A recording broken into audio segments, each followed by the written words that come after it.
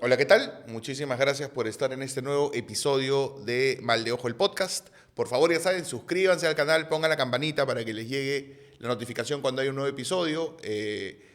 Pónganle like al video si les gusta, ¿no es cierto? Síganos en nuestras redes sociales, estamos también en Spotify.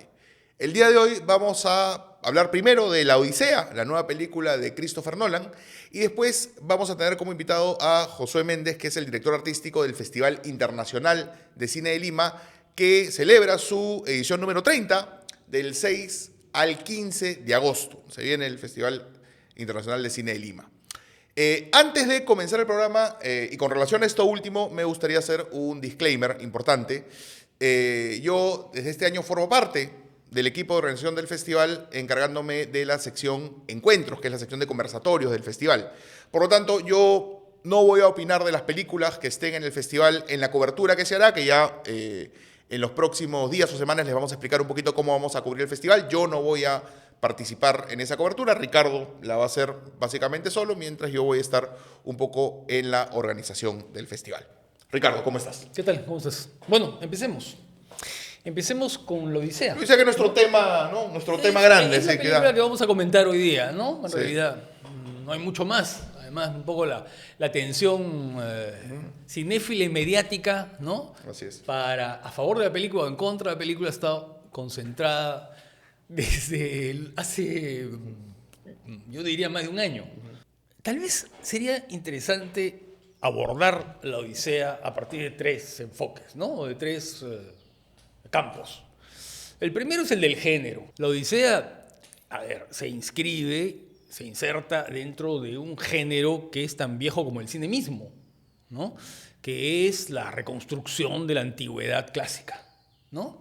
Y de las leyendas, historias, relatos, el poema homérico, en fin, que siempre han estado ahí. ¿Por qué? Porque el cine desde el inicio, desde que comienza a construirse como industria, ¿no? Comienza a aprovechar algo que lo diferenciaba del teatro, que era la posibilidad de crear grandes espectáculos, a veces al aire libre, ¿no? Con grandes escenarios, ¿no? Y entonces algunas de las películas más taquilleras, ¿no? Más exitosas de la época silente del cine son justamente películas de este tipo. El cine italiano, por ejemplo, se caracterizó desde los años 10 en hacer grandes producciones vinculadas con asuntos de la mitología clásica o con personajes, semihéroes, dioses y qué sé yo.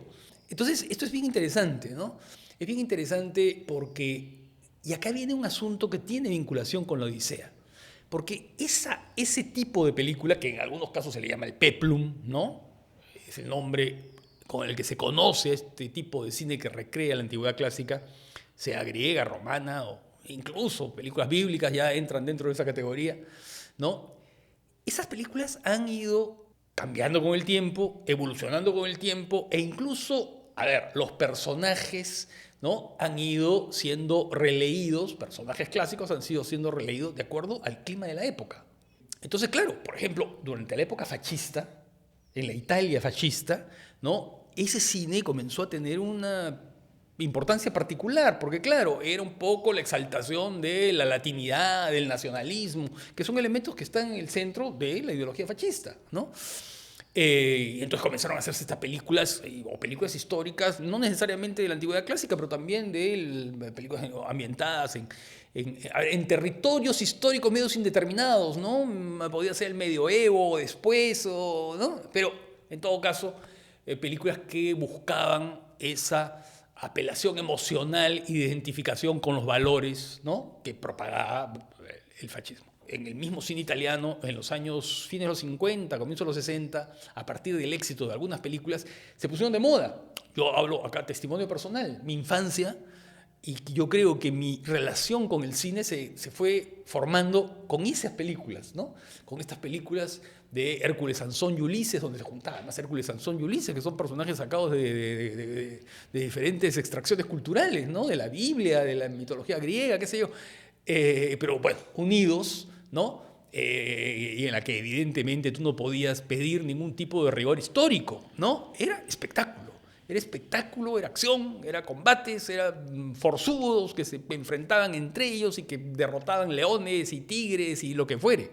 Que luego, a ver, en el caso del cine italiano hay ese ciclo de películas que luego es reemplazado por el western italiano, que comienza a tener gran éxito, y luego por el terror italiano y por el giallo o el cine criminal italiano, ¿no? En fin, son ciclos, ¿no? Luego hay todo un momento de gran esplendor de este tipo de películas, tanto de la antigüedad clásica como películas bíblicas, cuando la televisión entra en los años 50, comienza a dominar, digamos, se convierte en el entretenimiento doméstico por excelencia, y el cine sale ¿a qué? A defenderse con la gran pantalla, ¿no? Y a hacer este tipo de películas que eran pues grandes espectáculos, ¿no? Grandes espectáculos en pantallas panorámicas o en Cinerama, ¿no? Que es una pantalla mucho más grande y mucho más horizontal. Y claro, y ahí se hacen películas, pues, algunas formidables, ¿no? Otras no tanto, pero que, digamos, vendían ese gran espectáculo con miles de extras que eran de verdad, no eran digitales, eran de verdad, que estaban ahí, ¿no? Sudando la gota gorda en medio de combates, ¿no? Y batallas. Entonces, el género, ¿no? El género que va evolucionando. Luego, otra vez vuelve con Gladiador, ¿no? Que se gana el Oscar, ¿no? Y, no sé, ahí leía un comentario de algún estudioso, de un académico, especialista en griego y en latín, ¿no? Que decía, bueno, esto está muy bien, ¿no? Esta es la Odisea, porque esto va a traer cola, ¿no? Si tiene gran éxito, seguramente van a comenzar a hacerse películas y, bueno, nuestros alumnos van a estar más interesados y van a leer los clásicos, ¿no? Y sí, pues, de alguna manera tiene razón, ¿no? Porque ahí se generan un poco los debates, ¿no? Estos debates que ha habido ahora, que ya los retomaremos. En segundo lugar, verla como una película de hoy, ¿no? Verla como una película que propone Hollywood dentro de un modelo particular que es el cine de esta época. Es un blockbuster. Es una película que tiene todas las características del blockbuster. No será una película de superhéroes con grandes efectos digitales ni nada de eso, que eso Nolan lo rechaza, ¿no? Pero es un blockbuster en el sentido de que es una película diseñada para romper la taquilla y una película que se anuncia como el gran evento, y como decía antes, más de un año. Creo que las entradas comenzaron a venderse para las salas IMAX hace más de un año, ¿no? Y se agotaron, qué sé yo. Entonces, es un blockbuster que tiene particularidades, ¿no?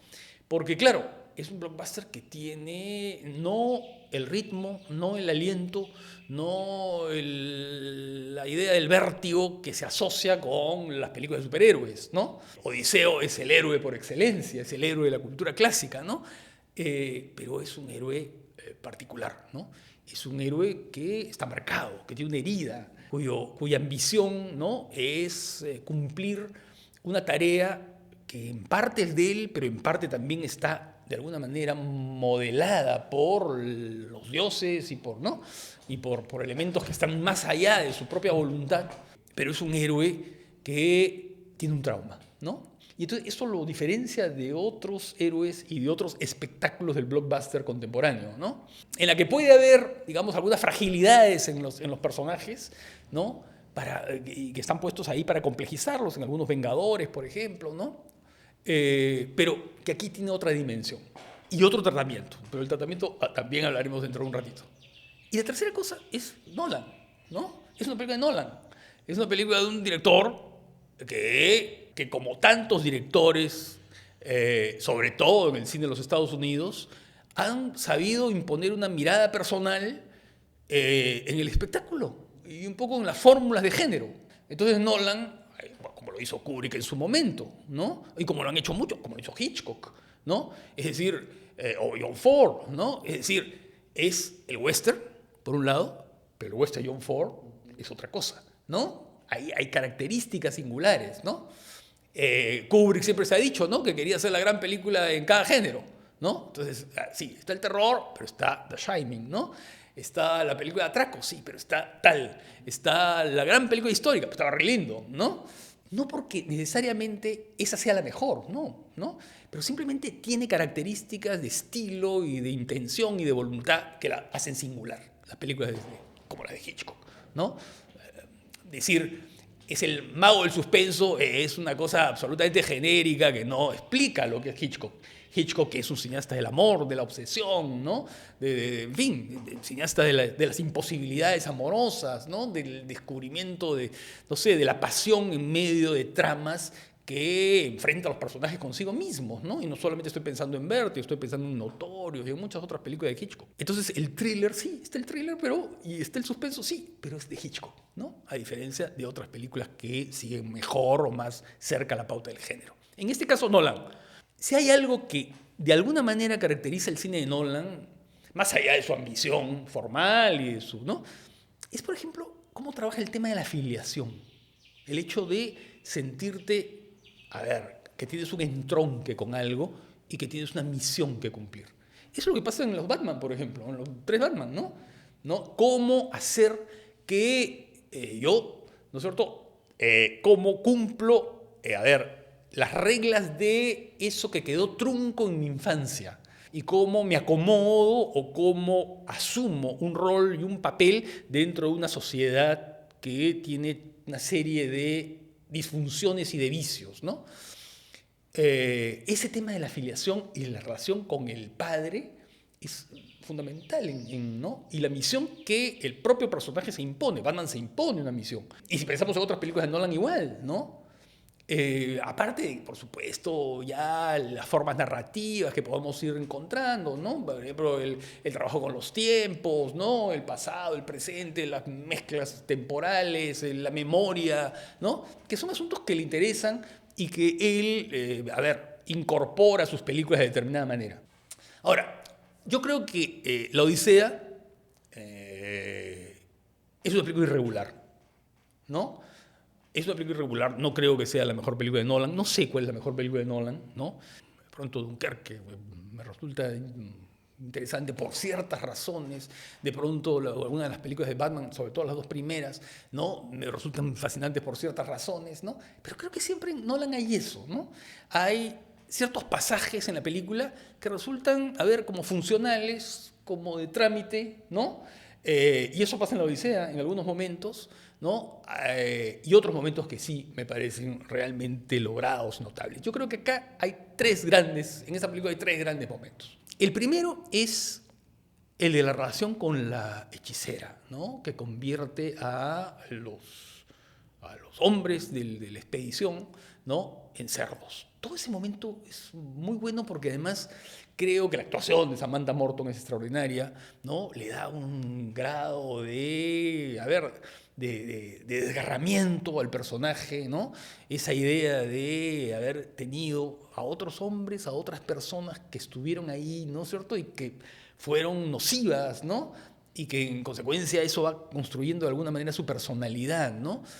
Y claro, y además el efecto especial, ¿no? De la conversión de los personajes en chanchos tiene un encanto particular, ¿no? Tiene el encanto que supongo que buscaba Nolan, ¿no? Que no era hacer la cosa digital, ¿no? Sino construir la salida, ¿no? De estos rasgos, como lo hizo John Landis en Hombre Americano en Londres, ¿no?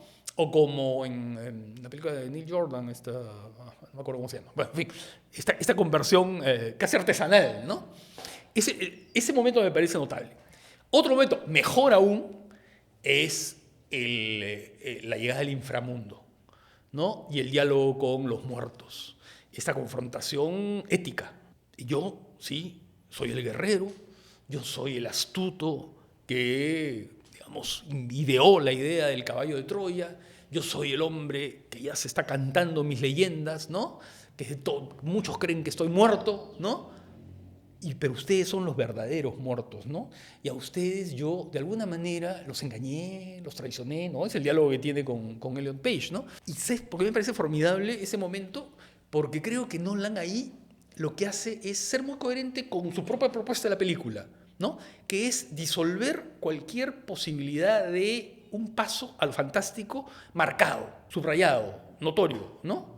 No, es como entrar a un terreno que sabemos que es un terreno sobrenatural, ¿no? Que tiene una dimensión mítica, pero hacerlo con la materialidad que está en la propia fotografía de la película, que es una fotografía terrosa en ese momento, ¿no? Y con estos personajes que parece que estuvieran manchados de barro y que salen así en grupo, ¿no? Como que se levantan de la tumba y avanzan en grupo. Y es realmente terrorífico, ¿no? Viendo la película decía, Nolan, ya sé dónde la sacaste, ¿no?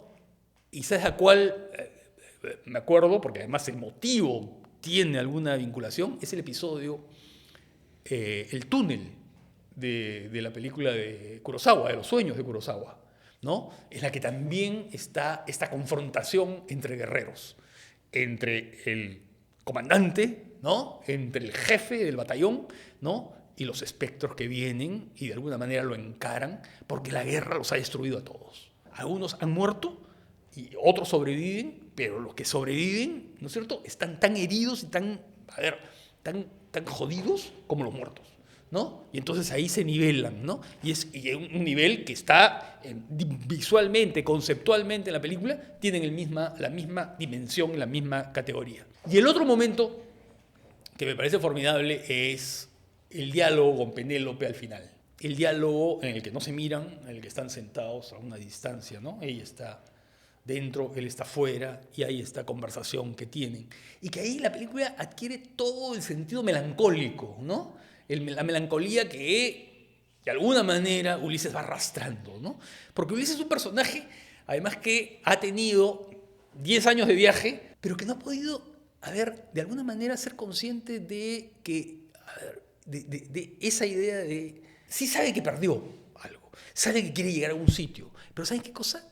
Ha estado en etapas en las que ha perdido la memoria. Y sin memoria no hay melancolía, ¿no? Y en ese momento él recupera todo, ¿no? En ese momento en el que va siendo reconocido por la nodriza, ¿no? Por el perro, que ya está muriendo, ¿no? Y que, ¿no? Tiene esto. No es un ladrido, en realidad es un aullido, ¿no? Y ese diálogo ¿no? Y creo que es interesante que un blockbuster de pronto aparezcan estas dimensiones en las cuales lo sobrenatural y lo fantástico de pronto se integran con naturalidad y que la melancolía de pronto impregne todo, ¿no? Eso me parece que, no sé, eso es lo que me gustó de la Odisea. Creo que es interesante pensar en la película efectivamente como tú lo haces al inicio, como una película de aventuras. Yo la veo más como una película de fantasmas. Toda la película está marcada por una dimensión espectral, ¿no? Por una dimensión en donde de pronto, ¿no es cierto?, lo que importa no es tanto el tono épico, sino importan como que ciertas apariciones, ¿no? Como la aparición del Cíclope, por ejemplo, ¿no? Que siempre está en la oscuridad, en las sombras, ¿no? La propia Circe, ¿no? Que es Samantha Morton, que claro, que también en el diálogo con Matt Damon también pues tiene una dimensión, ¿no? Casi, ¿no? De epifanía perversa, ¿no? O el mar, ¿no? Que el mar, que es este espacio que estos hombres en teoría dominan, pero que los domina a ellos también, ¿no? Y que siempre parece que vemos la tierra a lo lejos, ¿no? Y esa tierra no da ninguna certeza, ¿no? Y las direcciones resultan, pues, ambiguas y vagas, ¿no? ¿Sabes en qué pensé? En el Magallanes de las Vías, ¿no? En este universo de navegantes que parece que tienen una misión y están probablemente más perdidos que cualquiera. Y el propio Odiseo siendo cuestionado por sus hombres, ¿no? En el camino. Entonces, claro, es una película en la que lo que parece importar son más bien como que las sombras, ¿no? Los espectros. Siendo el principal espectro probablemente Odiseo, ¿no es cierto? Que Odiseo es un hombre que está marcado por la guerra, está consumido por la guerra, ¿no es cierto? Es alguien que la guerra lo ha transformado inevitablemente, irreversiblemente, ¿no es cierto? Y que claro, que parece que es un hombre que ya no pertenece del todo al mundo al que quiere volver, ¿no?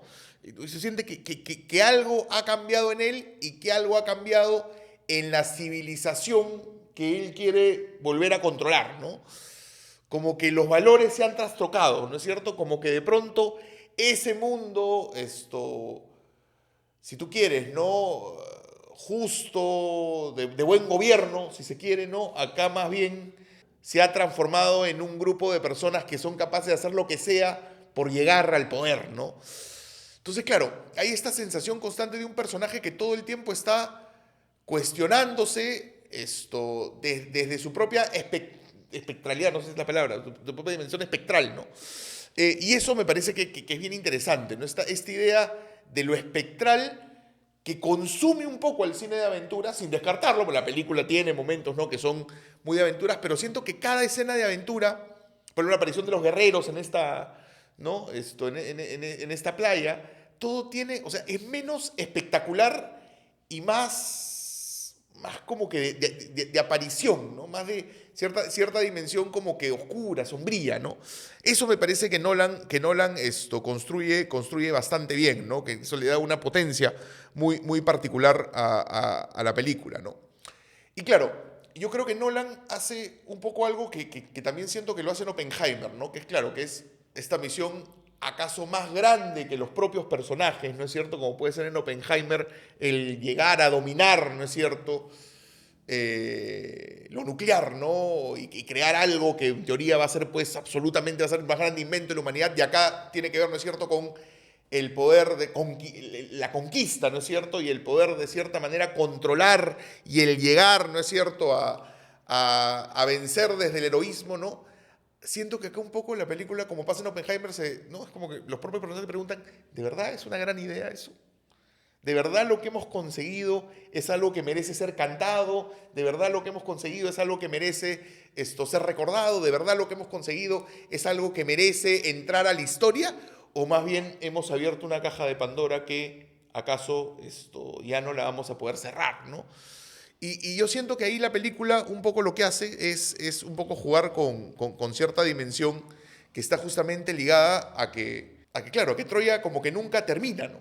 O sea, Troya, ¿no?, esa gesta de lo que fue, ¿no?, en realidad fue al mismo tiempo una traición, ¿no? Fue darles un regalo que en realidad no lo era, ¿no? Era un ataque, ¿no? Y en donde efectivamente Odiseo traiciona al más noble de sus soldados, ¿no? Al que creyó en él. Y eso en el momento que tú dices Hades lo recuerda, ¿no? Es como que Troya viaja con Odiseo, ¿no? O sea, Troya nunca se acaba. Troya es una presencia con la que el personaje carga, ¿no?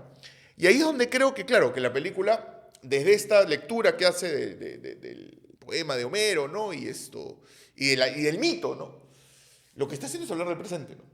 Es una película en la que básicamente Nolan lo que hace es desmonta la figura del héroe, ¿no?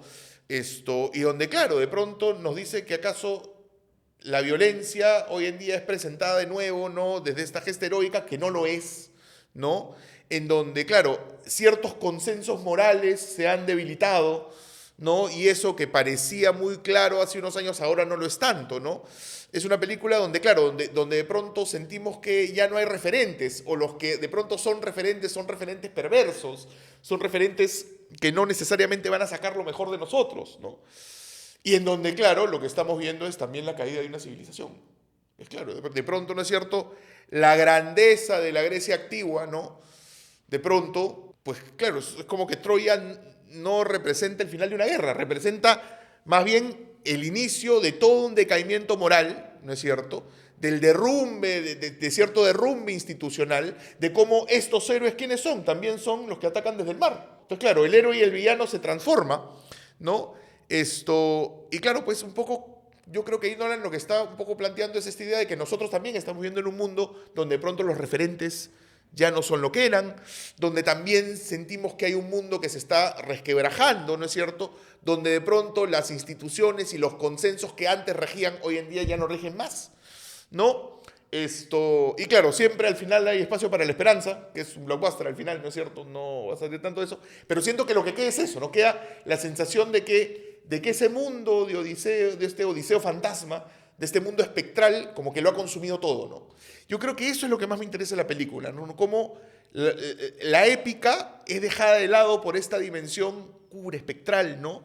Y en donde básicamente aquello que podía ser heroico en realidad no lo es, esos consensos o ese mundo, ¿no es cierto?, de civilización en realidad se está resquebrajando, ¿no? Yo creo que ese paralelo me parece bien interesante, ¿no? Claro, porque hay una secuencia más que es muy clara en eso, ¿no? Que es el momento recuerdo de Troya, cuando los griegos entran, ¿no?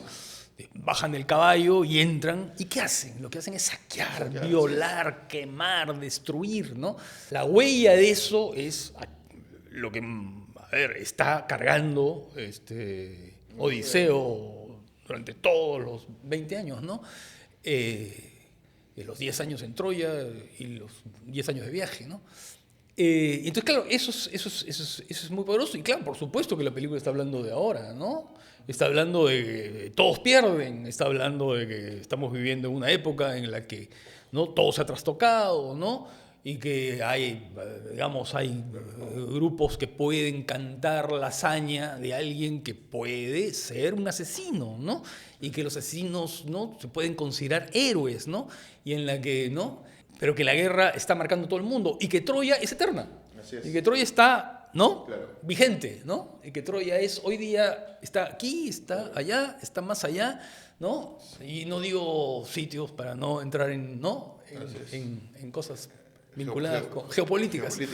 Claro, ¿sabes qué pensaba también en Clint Eastwood y American Sniper, ¿no? En donde, claro, todo el mundo le dice al personaje, tú eres un héroe. Y él, ¿soy un héroe? ¿De verdad soy un héroe? ¿No? O sea, ¿por qué he matado gente? ¿No? Y acá, claro, Odiseo ha saqueado, ha formado parte de un ejército que hizo de lo peor, ¿no? Entonces, claro, él mismo siente que merezco ser esta figura, ¿no? O simplemente soy alguien que quiere reencontrarse con los que quiere y vivir una vida y un poco limpiar las heridas y honrar a las personas que traicioné, a las personas que sirvieron conmigo y que murieron, ¿no? ¿Qué es lo que quiero, ¿no? Entonces, claro, esa idea de un heroísmo claro, que no lo es, ¿no? Me parece interesante y lograr. Y creo que es muy coherente también con un poco lo que ha estado trabajando, ¿no? Nolan en sus últimas películas. Sí, sí, claro, con Dunkerque, ¿no? Sí, Con así es. Dunkerque, incluso sí, claro, y con las últimas películas de Nolan. Incluso con Batman, ¿no? Que Batman también se pregunta, ¿no? Yo soy el Batman vigilante, está pero... todo el tiempo está preguntando eso, ¿no? ¿Qué estoy haciendo? ¿No? ¿Qué soy? ¿Soy un vigilante de la noche que tiene la justicia, puede tomar la justicia con sus manos? ¿Soy un asesino? ¿Soy un justiciero? Todo el tiempo. Ese es el gran conflicto, ¿no? Y creo que en las películas de Nolan, eso está muy desarrollado, ¿no? Porque hay esa dimensión muy clara, ¿no? De algo que te va carcomiendo por dentro, ¿no? A diferencia, por ejemplo, de las películas de Tim Burton con Batman, ¿no? Que son más bien festivas, carnavalescas, ¿no? Claro. Celebratorias, ¿no? Y en la que los villanos tal vez se hacen más preguntas que el propio Batman, ¿no? El Pingüino o Gatúbela se hacen más preguntas que el propio Batman. Claro, porque a Tim Burton lo que le interesa es más bien ver la humanidad del villano, ¿no? Un poco cómo el villano llega a ser lo que es, ¿no? Desde ese costado. Más bien a Nolan le pregunta cómo el héroe llega a ser lo que es y si efectivamente ese camino lo hace un héroe, ¿no? Sí. Es mejor una película que es una película muy interesante, ¿no? Es una película... Es una película, claro, ¿no? Y si la ponemos en el contexto, y claro, podríamos referirnos un poco a ver, las principales críticas, ¿no? Que no es fiel a la obra, bueno, por favor, es una película, un espectáculo, ¿no? Y por supuesto que no es fiel, y está muy bien que no sea fiel, ¿no? Que tome un mito y que lo relea, porque ninguna película que toma un texto clásico o contemporáneo, ¿no es cierto?, va a ser fiel, porque el cine es una cosa, la literatura es otra, y en el caso de Homero, más aún, ¿no es cierto?, porque, a ver, lo que viene de hace 3000 años, ¿no? Porque además creo que digamos que la historia de la Odisea también se desarrolló en otros poemas, ¿no? Entonces, claro, sí, claro. Esperanza... Y además las traducciones, claro, las versiones que han ido cambiando con el tiempo. No, bueno, es una tontería. Es una tontería pedirle fidelidad histórica, ¿no?, a un texto. Y además algo que ya escapa al propio texto, ¿no? Que ya forma parte de las referencias culturales que tenemos por lo menos en el mundo occidental, ¿no? Sí, claro. Y luego, bueno, ya el debate, ¿no? El debate de si es woke o no es woke, ¿no? La verdad, ¿no? La selección de actores se hacen por su eficiencia, ¿no? Y punto, final. Yo, por ejemplo, que quizás lo más criticado es Lupita Nyong'o. Lupita Nyong'o en sus momentos no está la reina... los dos papeles que hace, ¿no? Los dos papeles que hace, ¿no? Clitemnestra y de Elena, ¿no? Está así, poderosa, ¿no? Claro. Y además... Y lo mismo que pasa con Elliot Page. El momento es muy bueno porque, claro, ella en teoría es la triunfadora, pero le dice, pídele perdón a tu madre por lo que pasó en Troya, ¿no? Porque el triunfo fue la derrota al mismo tiempo, ¿no? Eso es bien poderoso. Y tal vez una de las imágenes más fuertes sea la de Elliot Page ahí, Así es. conversando ¿no? Como Odiseo, sobre la traición, ¿no? Así es. Porque eso fue una traición, ¿no? Bueno, entonces vamos ahora a la entrevista con Josué Méndez para hablar del 30 Festival Internacional de Cine de Lima. Del 6 al 15 de agosto se celebran los 30 años del Festival Internacional de Cine de Lima. Y para conversar sobre la programación y sobre todas las actividades y eventos que van a ir produciéndose durante esos días, estamos con Josué Méndez, que es el director artístico. ¿Qué tal, Josué? ¿Cómo estás, Ricardo? ¿Qué Rodrigo? tal? ¿Cómo están? ¿Qué tal? Gracias A por la ver, invitación. estamos ansiosos por conocer novedades. Bueno, lo primero es el nombre, ¿no? Que tú ya lo has dicho, la idea de ya, digamos, reconocernos como Festival Internacional de Cine de Lima en esta edición aniversario, porque sentimos pues que tratamos de ofrecer no solo cine peruano, latinoamericano, sino también el cine internacional pues más potente, ¿no? Fuerte, y es una oferta que se ha ido consolidando. Y sentimos que ahora, llegando a la edición 30, pues llega un festival bastante fortalecido en su oferta, con un público fiel. Entonces sentíamos que llamarnos ya Festival Internacional era lo importante. El objetivo que teníamos siempre de convertirnos en la casa del cine peruano, que es como le llamábamos hace un tiempo, acoger mucho cine peruano, no solamente una presencia transversal de cine peruano en todas las secciones, sino una apuesta a cine peruano del futuro, ¿no? Este año relanzamos nuestro espacio de industria, que se llama El Mercado ahora, en el que apostamos por proyectos en distintas etapas de desarrollo, este año con más premios que nunca, vamos a traer más de 20 invitados internacionales, entre agentes de venta, productores, distribuidores, programadores, para que vean estos proyectos, para que escuchen los pitch y vean los trabajos en desarrollo. Entonces, eso es también como que algo que sentíamos importante de consolidar y de fortalecer. Entonces, creemos pues que llevamos esta edición, digamos, con un festival con cuerpo, ¿no? Digamos, armado. El Festival de Lima también es parte ahora de Iberfest, que es la primera asociación que existe de festivales iberoamericanos, que nos hemos juntado 11 festivales iberoamericanos en esta asociación que se fundó en Guadalajara, pero ahora en Lima será también sede de una reunión de los programadores de estos festivales, con la idea pues de resolver problemáticas comunes, porque somos todos festivales con problemas muy similares, incluso compartimos a veces selección, ¿no? Películas, entonces para conversar esas cosas, y también es algo como importante este año, ¿no? Bueno, ordenémonos, ¿no? Porque, claro, como en los festivales está agrupado, digamos, todo por diferentes áreas, ¿no? Desde las competencias hasta muestras y, en fin, y otro tipo de actividades.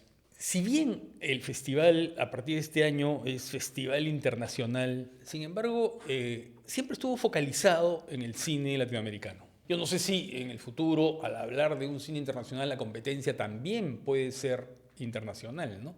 Pero bueno, en este año la competencia principal sigue siendo la latinoamericana. Sigue siendo. Seguimos teniendo 3 secciones competitivas, ficción, documental, latinoamericanas, y competencia peruana. Sí, esa sigue siendo la competencia.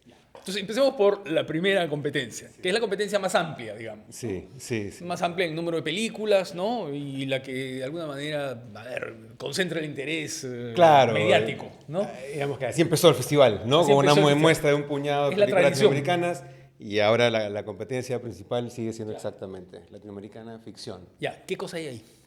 Tenemos 15 ficciones, 15 películas.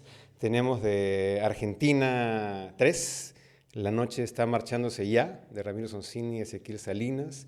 Tenemos Las corrientes, de Milagros Mumenthaler, y El tren fluvial, de Lorenzo Ferro y Lucas Viñale. Tenemos también La hija cóndor, de Álvaro Olmos, que es una película boliviana. Hiedra, de Ana Cristina Barragán, ecuatoriana. Hangar rojo, de Juan Pablo Salato, que es de Chile. Noviembre, de Tomás Corredor, de Colombia. Siempre soy tu animal materno, de Valentina Morel, que es una directora costarricense.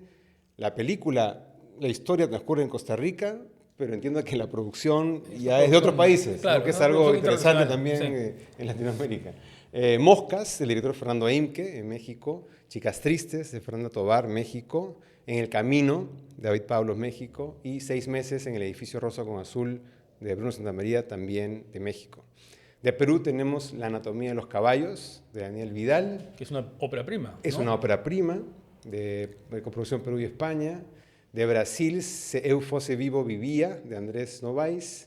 Y de Venezuela, La muerte no tiene dueño, de Jorge Tilen Armand. Entonces, esas películas entran en competencia, tienen un jurado especial, ¿no es cierto? Y ganan. Y son, digamos, ahí donde está la mayoría de premios. La mayoría de premios se distribuye entre las películas de competencia de ficción. Competencia documental. Sí, documental. Es un mundo muy particular porque el documental ahora está en estado de ebullición, ¿no? Hay mucho documental. Y el documental latinoamericano yo pienso que siempre está a un nivel extraordinario, ¿no? Siempre... Claro, y sobre todo experimentando, ¿no?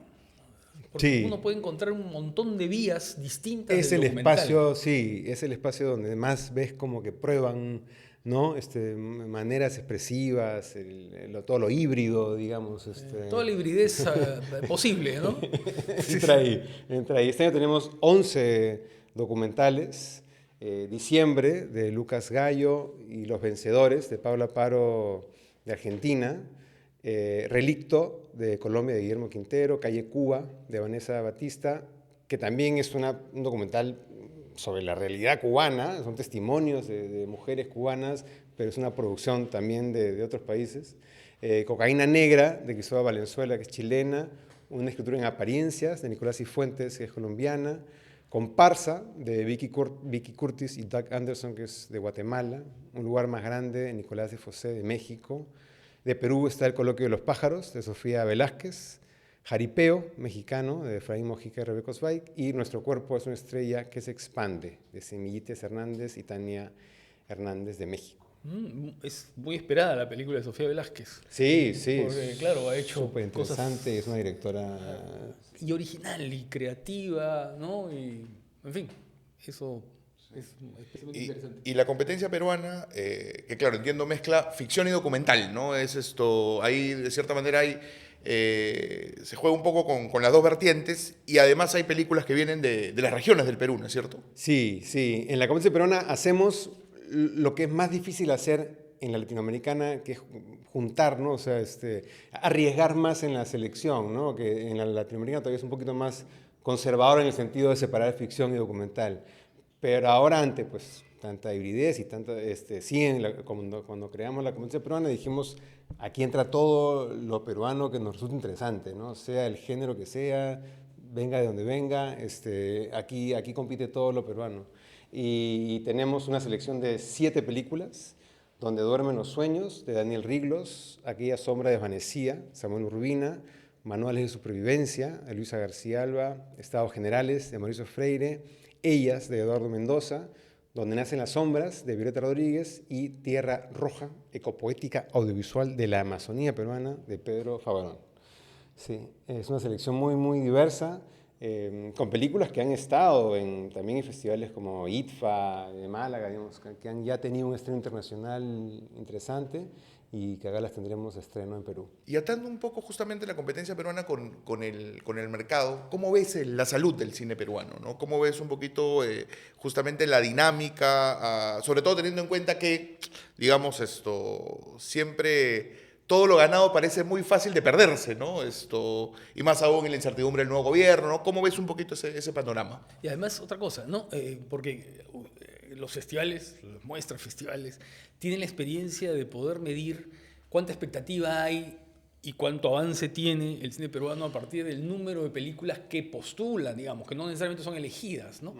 Porque a veces es una avalancha, sobre todo cuando hay, por ejemplo, cortometrajes, eso es muchísimo, ¿no? ¿Cómo han visto eso? Pues a un nivel que el festival pues tiene que responder justamente a ese número de proyectos que hay, ¿no? Y es un desafío año tras año cómo hacerlo, porque hay que atender de alguna manera a esa cantidad de proyectos peruanos que hay. Este año hemos batido récord en lo que es el mercado, por ejemplo, que hemos recibido más de 110 proyectos de películas en distintas etapas, ¿no? Algunas están en etapa de desarrollo de guión, otras están en un corte para postproducción, que son los 2 espacios que tenemos en el mercado, pero en total son 110 películas peruanas que están en proceso de hacerse de todo el Perú. Es un número increíble, ¿no? Enorme, Es enorme, sí, o claro. sea, pensando, digamos, en cómo era antes, ¿no? Es mucho. Pues y solo podemos, en el WIP, que son películas en postproducción, pueden haber 6, y hemos recibido creo que más de 40, ¿no? Y en proyectos ni qué decir. A ver, aclaremos eso. Dices que, a ver, en postproducción, es decir, Sí. ya la película está grabada, filmada, ¿no? Ya está, pero está en un proceso posterior, que es un proceso de fin, de color, no sé, de regulación de color, de sonido, qué sé yo, ¿no? De todo Sí. ese proceso técnico de posterior.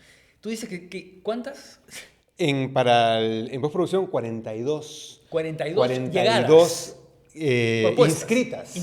Inscritas. Se Ya. de las que se ha seleccionado 6. 6. Y en lo que es desarrollo, que están en guión, 68. Y se han escogido también 6, ¿no? Entonces hay mucho que se está haciendo. Y esto corresponde, digamos, todas estas áreas de industria, es todo un universo.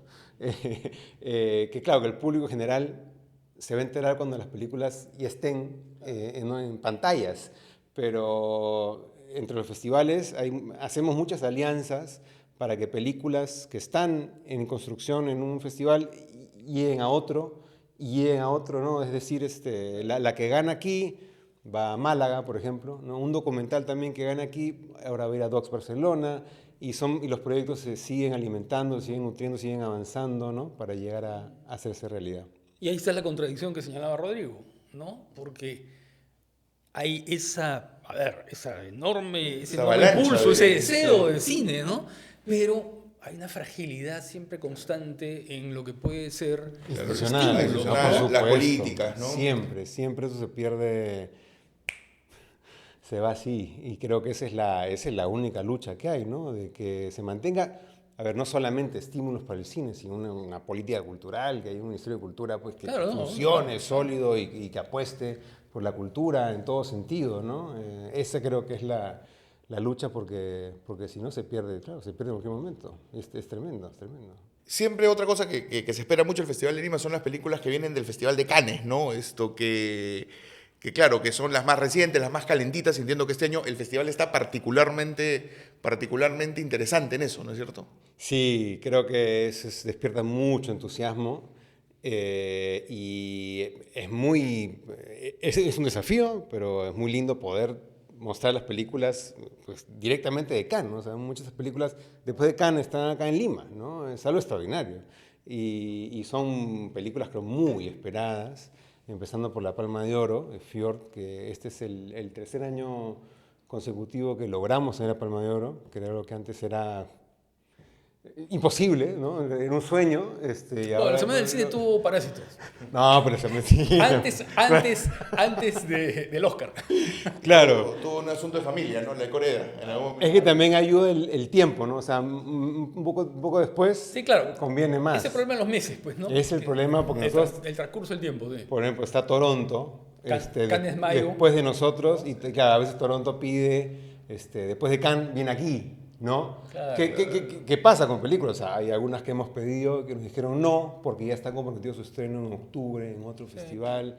Entonces sí es Pero pues tenemos Fjord, tenemos Parallel Tales, La vie d'une femme, la vida de una mujer, una película francesa súper interesante. Minotauro, que también es una película más Claro, que es la esperada película del año. del ruso. Y que ganó el premio del jurado. Fatherland, también Pawlikowski creo que tiene David Pawlikowski, fans, ¿no? Pero polaco. a granel, y que ganó mejor dirección. Hope, que fue una película, es una locura, una película de acción que es... Yo nunca he visto Y que es así. un director coreano No he visto nada así. interesantísimo. Fascinante, es una película súper interesante. Cobarde, Coward, que también sé que acá y que ganó mejores actores, ¿no? Mejor actor en el festival. Tenemos La Odisea, porque hay una copia 35, que es la única copia aquí. Aclaremos, ¿no? Sí. En celuloide. En celuloide. En material fotoquímico. ¿no? Exactamente, Como se exactamente. proyectaba hasta hace unos... Exactamente. ¿no? Como 15 años, ¿no? Que es algo de lo que pues, Nolan es un impulsor de que las películas, sus películas se proyecten así, y al parecer pues, dijo, donde hay un proyector 35, que se proyecte en 35, ¿no? Y acá en el Centro Cultural se hizo el esfuerzo por comprar la Copa 35. Entonces dijimos, bueno, pongámosle en la programación, porque igual creo que las que están, o sea, en la programación regular ya se llenó todo, ¿no? Entonces, Parece que es un éxito, ¿no? es un éxito. Paper Tiger, que también es de un director, James Gray, que tiene una fanaticada muy grande, una película muy esperada. Ahí te digo yo en una confesión, pero es la película que más espero. Sí, No, James Gray me parece así de los grandes cineastas norteamericanos, ¿no? Y en Cannes sonaba mucho para ganar, ¿eh? O sea, en Cannes la gente estaba muy, muy entusiasmada con la película y era una de las favoritas. Y The Man I Love, de Ira Sachs, una película también súper linda, muy, muy interesante. Claro que es un director muy interesante. americano, siempre desarrolló una carrera independiente, ¿no? Sí. Así que son 10 películas pues que yo creo que funcionarán bien con el público. Muy bien. ¿Y qué otras secciones y actividades? Bueno, algo que hemos hecho este año es simplificar un poquito la oferta, porque a veces nos comentaban que cuando ven la programación se sienten pues, Sí, pues. demasiado, muchas secciones. Entonces, lo que hemos Confunde, hecho, ¿no? Confunde sí, un poco, como que marea. muchas secciones y nombres. Entonces nos pusimos simples y dijimos, bueno, todo lo que fuera competencia latinoamericano, pongámosles una sección que se llame fuera de competencia. Entonces, lo que antes estaba como repartido en 3 secciones distintas, ahora es una sola sección, que es Latinoamérica fuera de competencia, en donde tenemos películas como Ser Hamlet, de Chele Ferrari, A Paso de Que es Vencedores. basada en su obra de teatro. Que de la obra de teatro exactamente, que es hizo, ¿no? digamos, el making of, el detrás El detrás de cámara, claro. de la obra que hicieron. Que es una película peruana, ¿no? Pero que está ahí Que es un documental junto peruano. con películas que no son peruanas. Exactamente. A Paso de Vencedores, que es de Natalia Sobrevilla, un documental. Lady Nazca, que per se no es una película producida por Perú, pero Lady Nazca pues trata sobre Sí, que nuestra veo- María Reich y María Rengel, claro. de ficción. Y que se acaba de estrenar en Europa. Se acaba de estrenar, He visto sí, la- sí, el y aviso. creo que está muy bien, viene la actriz, viene el director, así que creo que eso va a generar una conversación interesante.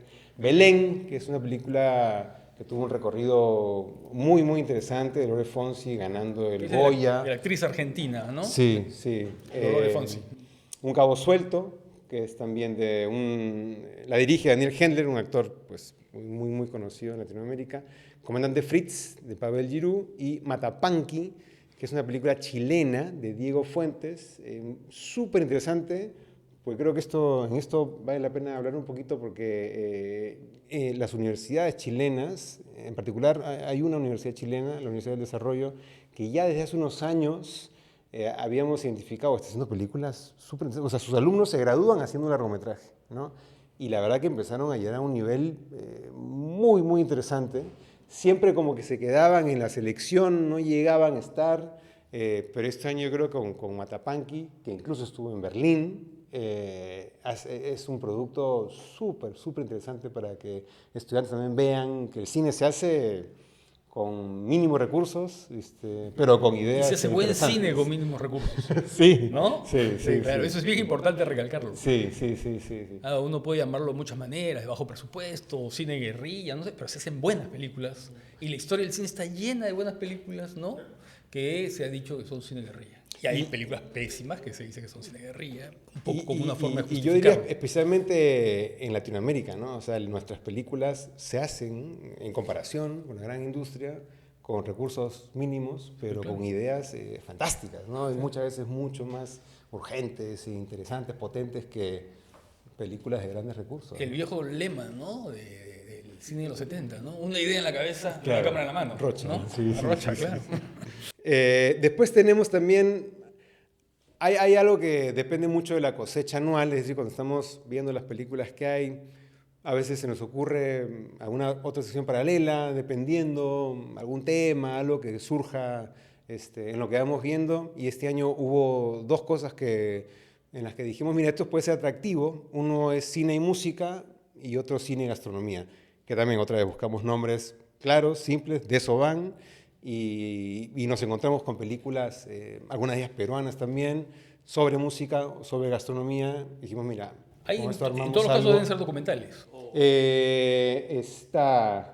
Sí, al final creo que entraron acá puro... No, en música hay una ficción que vamos a parar la cabeza, pero después son documentales. Q-Pop, Ruinas Circulares y Cuando Nadie Me Ve. Q-Pop es sobre Lenin Tamayo, que es este rapero súper interesante. Ruinas Circulares de Manongo Mujica. Y Cuando Nadie Me Ve es en verdad una serie documental. Vamos a proyectar 2 capítulos que es sobre Alejandro Sanz. Y en gastronomía, cine y gastronomía, está Ceviche de Fernando Landavere, Bunka, Significa Cultura de Omar Young, Comida para quien la necesita, que es un documental brasilero de Leonardo Brandt, y J. Orondo, un cuestión impertinente, que es argentino. Sí. Y bueno, a ver, otro plato fuerte son los homenajes, ¿no? Siempre tratamos de que sean pues actuales, vigentes, ¿no? Y creo que este año tenemos, por un lado, decidimos hacer un homenaje doble a Mariana Rondón y Marité Ugaz, que son, digamos, nuestra dupla, nuestro power couple latinoamericano. Son 2 directoras que también cumplen 30 años. La empresa que fundaron, Sudaca Films, cumple 30 años, cumple aniversario como el festival. Y son directores que se han turnado en la dirección y la producción, y siento yo que son, pues, su presencia en los mejores festivales ha recorrido esos 30 años, ¿no? Siempre las películas que han hecho han alcanzado un reconocimiento importante. Pelo Malo ganó en San Sebastián. Son directoras que han logrado siempre reinventarse de alguna manera, ¿no? Porque siempre han tenido que mudarse, exiliarse, y siempre han encontrado la manera de sacar adelante nuevos proyectos, y tienen una trayectoria súper interesante. Vamos a pasar 4 películas de ellas, y el homenaje internacional, si quiere, aunque también es latinoamericano, porque dijimos, bueno, ya que 30 años, a ver si logramos traer a la figura latinoamericana probablemente más reconocida ahora, que es Clever Mendoza Filho, que tendremos 3 películas de él, y pues ahí lo homenajearemos en la clausura del festival. Hay una sección dedicada a la Universidad Católica, ¿no? Sí. Trabajos hechos ahí. Sí, se llama Creación... ¿Y en qué consiste eso? ¿Son cortometrajes? No, también hay un largo. Otra vez, eso también es algo que este año ha surgido, y yo creo que en los próximos años va a ampliarse, ¿no? Muchos festivales iberoamericanos estamos vinculados a una universidad, ¿no? El Festival de Lima, el Festival de Guadalajara, FICUNAM, en Chile, el Viña del Mar, Valparaíso. Entonces, sentimos que hay algo que hacer, ¿no? Por un lado, involucrar a los estudiantes, y armar alguna especie de espacio donde podamos mostrar el trabajo que hacen. En muchas de estas universidades, estos estudiantes realmente hacen mediometrajes cortos, largos. Y en el caso de la Universidad Católica, efectivamente se va a mostrar, son 4 mediometrajes y un largometraje de estudiantes. Entonces, digamos, este año es un día que se proyecta eso, pero con miras el próximo año vamos a tratar de hacer algo ya que involucre a otras universidades latinoamericanas, y tratar, pues, de que los estudiantes por ahí tengan su propio jurado, o sea, mostrar más contenido. Incluso aquí también hay otras universidades que están haciendo colegios, ¿no? Creo que el Alpamayo se hizo un largometraje el año pasado. Entonces hay una actividad a nivel estudiantil que queremos también ir promoviendo, ¿no? Hay 2 otras cosas creo que están interesantes en el festival, que son... siempre Francia tiene una presencia importante, ¿no es cierto? En este caso va a ser sobre un poco la relación entre Francia y los países andinos, ¿no? Puentes audiovisuales, creo que se llama. Qué buen nombre, ¿a quién se le habrá ocurrido? Y también está la retrospectiva Belatar, ¿no? Que creo que también es una cosa importante, ¿no? Sí. Francia es, digamos, nuestro socio incondicional, ¿no? Siempre nos apoya mucho, y este año, con la idea de celebrar, pues, los 30 años cine latinoamericano, Esa fue la idea, bueno, celebrémoslo, mostrando películas que se han coproducido entre Francia y países andinos, ¿no? Y hicimos una selección de 8 películas, entre las cuales hay 3 peruanas, son El Mudo, Las Malas Intenciones y Arias la Gringa, para celebrar esa asociación entre Francia y países andinos. Y también está trayendo Francia invitados de la industria para que sean asesores o sean jurados en los espacios estos de WIP y de Lab con profesionales peruanos, ¿no? Para que se empiecen también, hay un networking ahí con productores de la industria francesa. Se va a hacer una muestra también de cortometrajes animados, porque una de las invitadas que viene es una distribuidora francesa de animación, entonces va a hecho una curaduría de unos cortometrajes. Y en cuanto a Belatar, efectivamente se van a mostrar 5 películas restauradas, en la mejor calidad que hay en el festival, ¿no? Entre ellas Satantango, la maratón. Claro, nunca se ha dado oficialmente en Lima, se dio en alguna función universitaria, ¿no? Una función épica, ¿no? De corrido. De corrido, claro. Son 7 horas, ¿no? Son más 7 de horas, sí. 7 horas, empezar en 3 partes también, en Sí, un día entero, sí, ¿no? en un día entero son 3 partes con sus minutos de descansito entre una Pero y es otra absolutamente parte. fascinante. ¿eh? Así es. Sí. Es la mejor. Yo creo que es la mejor película de Es la mejor. Bueno, pero en fin, es discutible, pero bueno. Claro, sí, sin duda. ¿Cuándo comienza la venta de entradas? Más o menos, ¿qué información ahí El nos puedes dar? festival, el 22 de julio se anuncia todo el resto de la programación, se ha ido anunciando parte de la programación. El viernes 24 de julio a las 7 de la tarde sale a la venta Cineplanet, y el sábado 25 a las 11 de la mañana pues, sale a la venta todo lo que es en el Centro Cultural y Alianza Francesa. Entonces, a partir de ahí, del 24 al 25, van a poder comprar todas las entradas que puedan. Bueno, hay que dejar de hablar de encuentros. Ah, sí. Ah, claro, encuentros, conversaciones. Claro, son tímidos porque el disclaimer es que Rodrigo ahora es quien A ver, se hace cargo de encuentros. Aparece al principio del programa va a aparecer. Pero digamos, la otra pata del festival, aparte de mostrar películas, es pensarlas y que haya unas mesas de conversación. Tenemos cerca de 50 actividades, el 99% de ingreso libre, que son para... Una parte de eso va a ser para justamente revisitar los 30 años del festival, hablar de 30 años de cine latinoamericano, peruano, los cines que han surgido estos años, cómo ha cambiado, y también talleres, clases maestras, una serie de actividades para que el público también pueda asistir, ¿no? Y no solamente ver pelis, sino pensarlas y opinar. Y la mayoría de esas actividades de ingreso libre. Exactamente, sí. Toda la promoción va a estar en festivaldelima.com, así que ahí también pueden entrar a ver todo lo que hay. Muy bien. Muchas gracias, Josué. Josué, muchas gracias. A usted, muchas gracias. Bueno, esto ha sido el programa de hoy. De verdad, muchísimas gracias por haber estado con nosotros. Por favor, ya saben, suscríbanse al canal. Pongan la campanita para que les llegue una notificación del nuevo video. Pónganle like al video si les gustó para que el algoritmo lo comparta. Síganos en nuestras redes sociales. Estamos también en Spotify. Probablemente a partir de este momento, ya con la llegada del Festival de Lima, ahí veremos cómo trabajamos una cobertura.